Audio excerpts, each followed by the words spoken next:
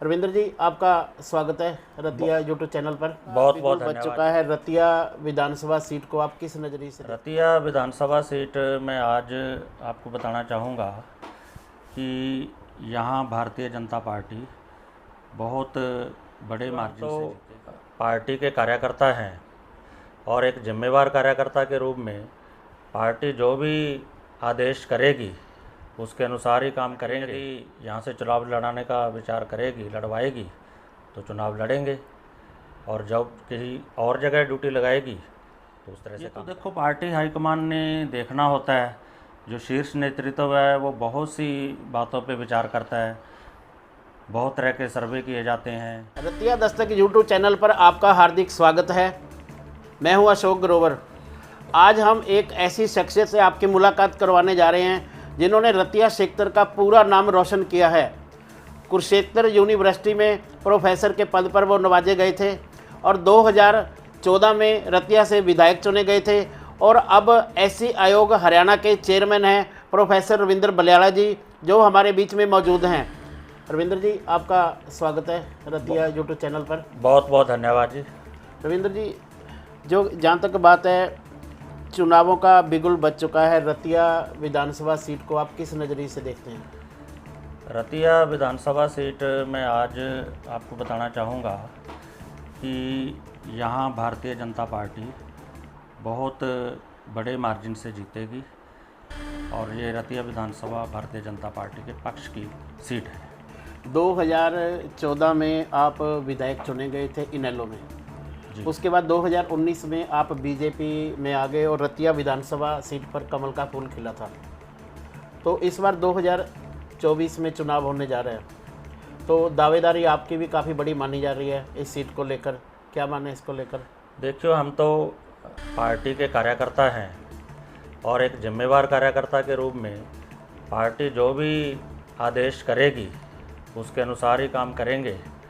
Party यदि यहाँ से चुनाव लड़ाने का विचार करेगी, लड़वाएगी, तो चुनाव लड़ेंगे, और जब कहीं और जगह ड्यूटी लगाएगी तो उस तरह से काम करेंगे। इस बार रतिया सीट है जो काफ़ी हॉट सीट बन चुकी है। सुनीता दुग्गल को आपने 2014 में हराया था, उसके बाद वो सांसद बनी, उनकी भी दावेदारी मानी जा रही है इस सीट पे। और वहीं विधायक मौजूदा लक्ष्मण दास नापा, वो भी इस सीट पर अपनी दावेदारी दिखा रहे हैं, और जिला अध्यक्ष बीजेपी के बलदेव ग्रह वो भी दावेदारी दिखा रहे हैं, और आप भी दावेदारी दिखा रहे हो, अन्य कई और भी लोग लाइन में हैं। तो इसको लेकर पार्टी कैसे विश्वास करेगी? ये तो देखो, पार्टी हाईकमान ने देखना होता है। जो शीर्ष नेतृत्व है वो बहुत सी बातों पे विचार करता है, बहुत तरह के सर्वे किए जाते हैं। जो विधायक होते हैं या मंत्री होते हैं, सांसद होते हैं, उनका जो कार्यकाल है वो किस तरह का रहा, उसका भी ध्यान किया जाता है। जो आम पब्लिक के सेंटिमेंट्स हैं उनको भी ध्यान में रखा जाता है। जिसका जो पहले रहा है उस चीज़ों का भी ध्यान किया जाता है। क्वालिफ़िकेशन है वो भी देखी जाती है। क्षेत्र के अंदर किस तरह का एक वातावरण है। जैसे रतिया क्षेत्र में मानता हूँ कि पिछले दिनों किसान आंदोलन है यहाँ काफ़ी मुखरित होकर उभरा था, तो उस नाते से भी ये सारी चीज़ें कंसीडर करेगी पार्टी, मुझे लगता है। और जिसको भी पार्टी शीर्ष नेतृत्व टिकट देगा और बहुत सोच के देगा, और सभी लोग, सभी कार्यकर्ता उसका साथ देंगे।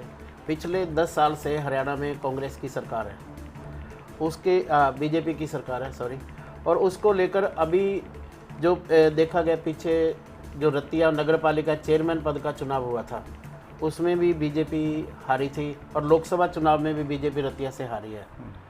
और आगे अगर आपको पार्टी टिकट दे के भेजती है, किसान आंदोलन की जहाँ तक बात करें, किसान इसका अभी भी विरोध कर रहे हैं, उन्होंने बयान भी दिए हैं कि सवाल जवाब जरूर करेंगे, कोई भी टिकट लेके आ जाए।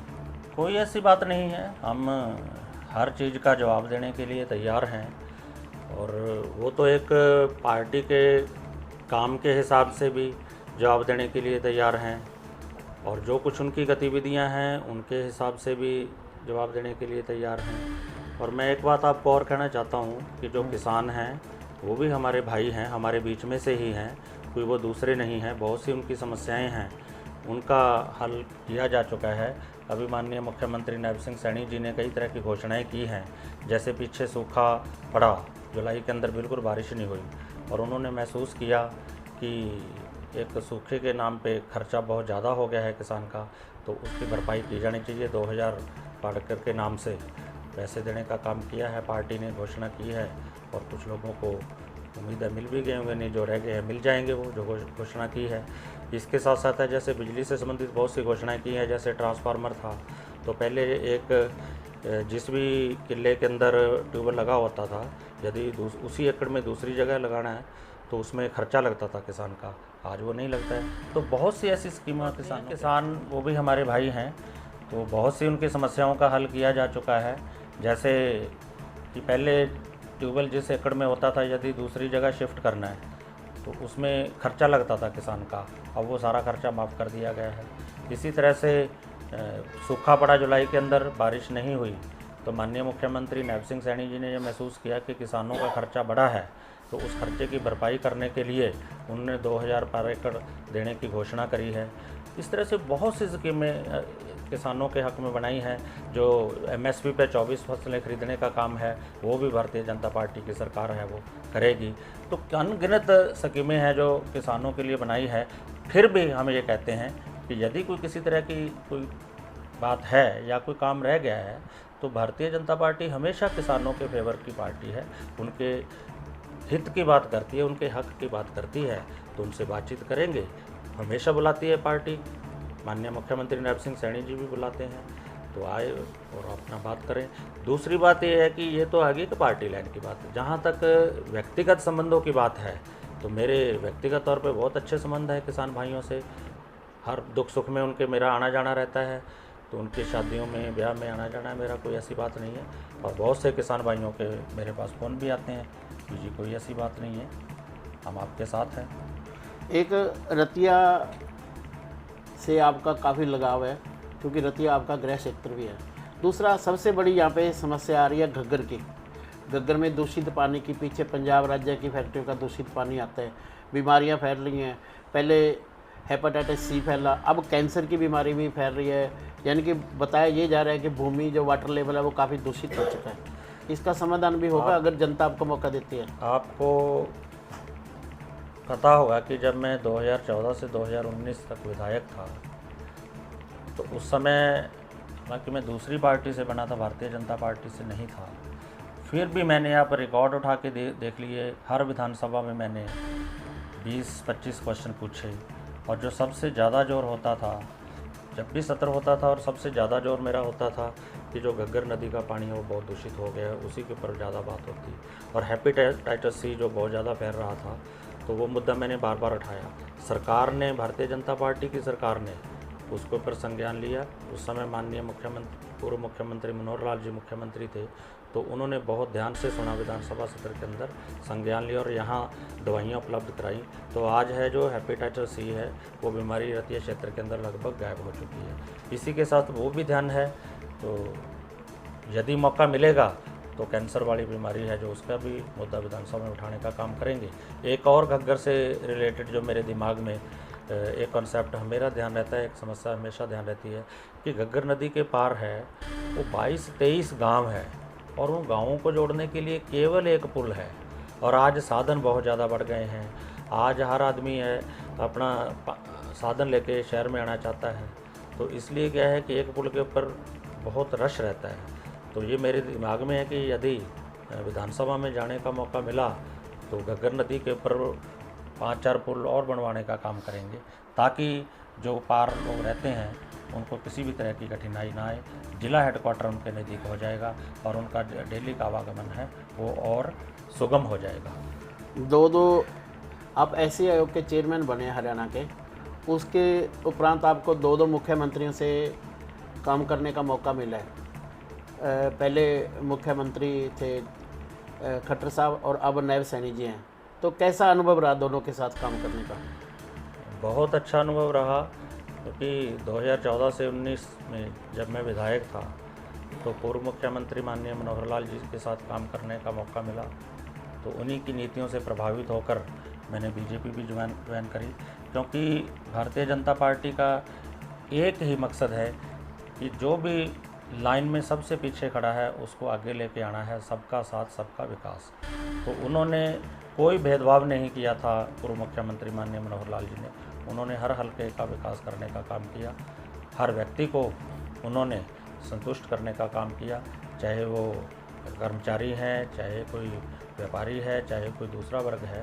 तो उन्होंने कोशिश की और बड़ी अच्छी नीतियाँ बनाई और बिजली के क्षेत्र में खास करके बहुत अच्छा काम किया। 2014 से पहले आप कंपैरिजन करके देखिए कि बिजली तो बिल्कुल भी नहीं आती थी, कितना सुधार किया है बिजली के अंदर।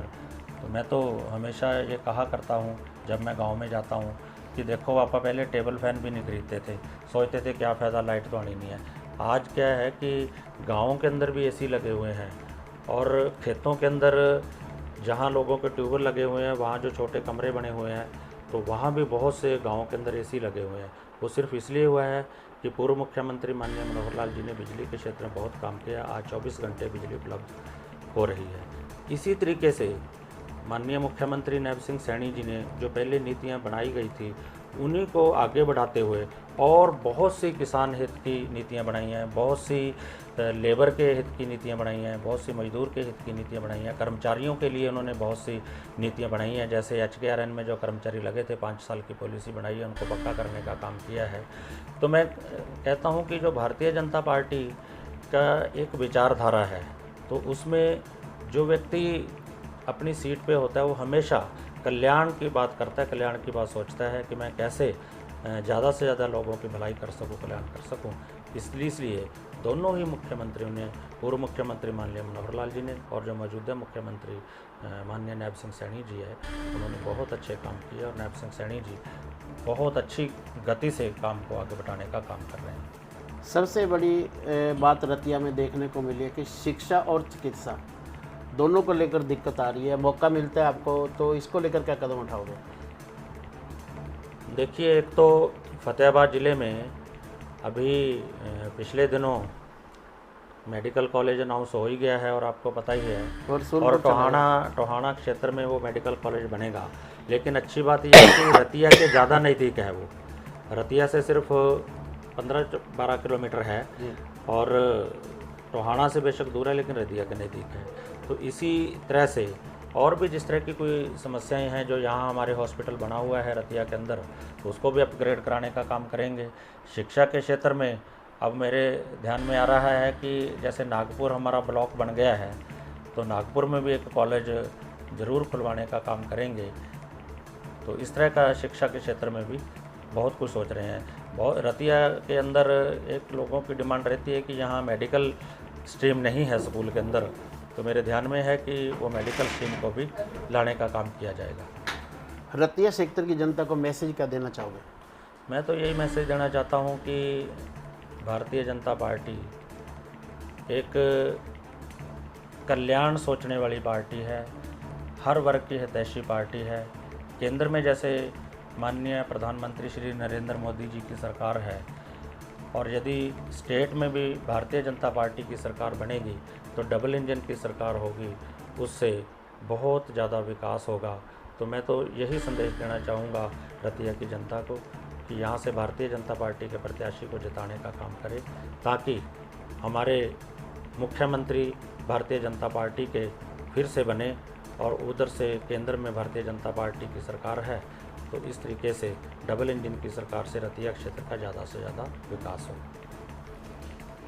ये थे हमारे बीच हरियाणा एससी आयोग के चेयरमैन प्रोफेसर रविंद्र बलियाड़ा, जिनका कहना है कि पार्टी का जो फैसला होगा वो सर्वमान्य होगा। अगर पार्टी उन पर विश्वास करती है, टिकट उन्हें थमाती है, तो वो भारी मतों से जीत दिलाएंगे और रतिया सेक्टर की जनता का भरपूर विकास करेंगे। रतिया सेक्टर को किसी भी काम विकास कार्यों में पीछे नहीं रहने देंगे।